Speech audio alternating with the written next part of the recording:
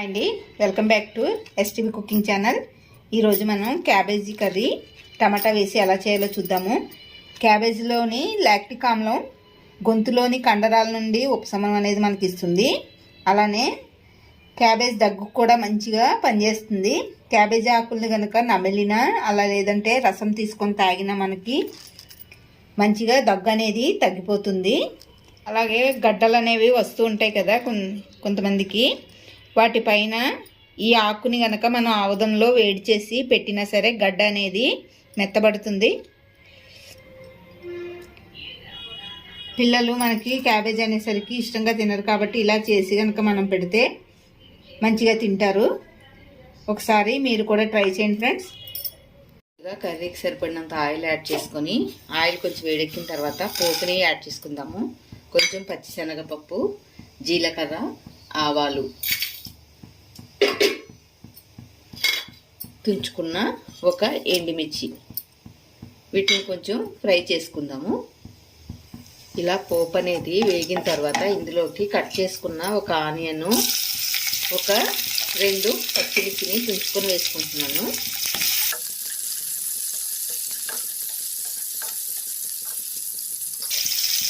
ఇవి ఇలా ఫ్రై అయిన తర్వాత ఇందులోకి మనం కట్ చేసి పెట్టుకున్న క్యాబేజీ తురుముని యాడ్ చేద్దాము.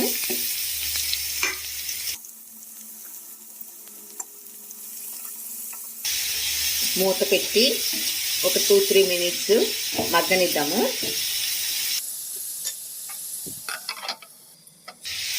పచ్చివాసన పోయేంత వరకు కూడా మనం దీన్ని ఫ్రై చేసుకోవాలి.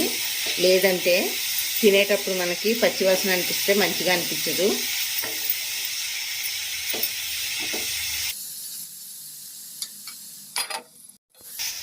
ఇలా క్యాబేజీ మంచిగా ఫ్రై అయిన తర్వాత ఇందులోకి కట్ చేసుకున్న ఒక పెద్ద టమాటాని యాడ్ చేసుకున్నాను.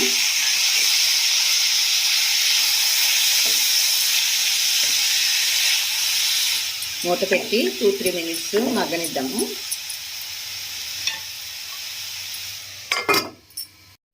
ఇది ఇలా దగ్గరగా ఫ్రై అయిన తర్వాత ఇందులోకి 1/2 టేబుల్ స్పూన్ వరకు పసుపు, 1/2 టేబుల్ స్పూన్ ధనియాల పొడి, 1/2 table spoon red chilli powder, రుచికి సరిపడినంత సాల్ట్ యాడ్ చేసుకొని మొత్తాన్ని కలుపుకొని ఒక 2 మినిట్స్ ఇలానే మగ్గనిద్దాము.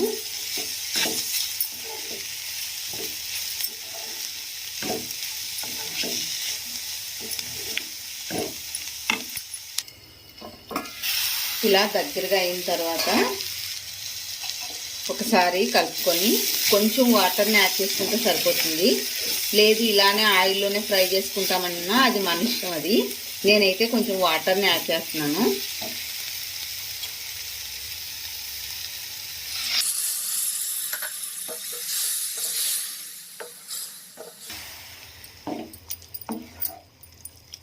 ఇప్పుడు ఇది దగ్గరగా ఉడకనిచ్చి మనం స్టవ్ ఆఫ్ చేసుకుంటే సరిపోతుంది.